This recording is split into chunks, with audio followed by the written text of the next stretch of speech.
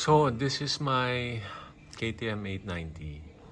I'm trying to install a canister delete. Okay, this is the dongle. Okay, what's a canister? Okay, this is the canister. Okay, tinanggal ko na dyan.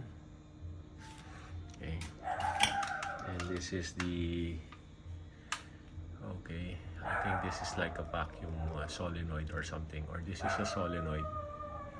Okay, so the purpose of this canister, okay, is to comply with emissions standard, okay, for excess fuel, no? Para if there's excess fuel coming out of the tank, it goes to the canister, it's recycled back into the system. Okay, so walang tatapon.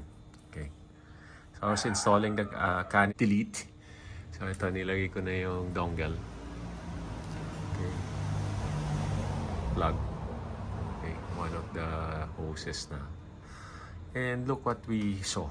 Okay, so merong wire na pula going down, pumasok doon. It went down to a relay. What's this relay for? It's for the horn. Ayan. Pangit ang relay, laki. And you can see it's already melting. Oh. Ay nako, I hate this.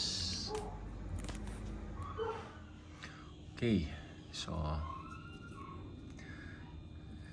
dangerous stuff. So I asked my office to send me some relays, socket, and some good wiring, and I'll try to tidy this up. Yan. Pangit di ba?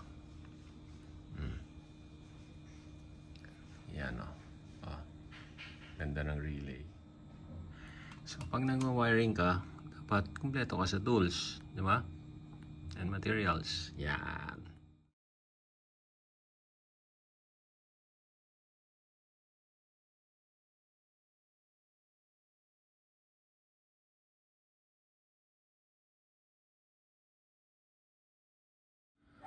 So this is the new relay now. Okay. So this is the trigger in yellow, and then this one goes to the horn. Okay. Then these two ones I will connect to the battery. So relay. Ayan. Compare natin sa old one. Okay. Tunaw. Pangit, no? Yan. By the way, you can get this relay at Coolmade Corporation. Siyempre. Okay, so testing muna natin. Siyempre, before we finalize everything, we need to test, no, outside the bike. So ito, negative. This is the trigger. It's working. All right. So bago na tapusin tomorrow, try natin tapusin tomorrow. Good night.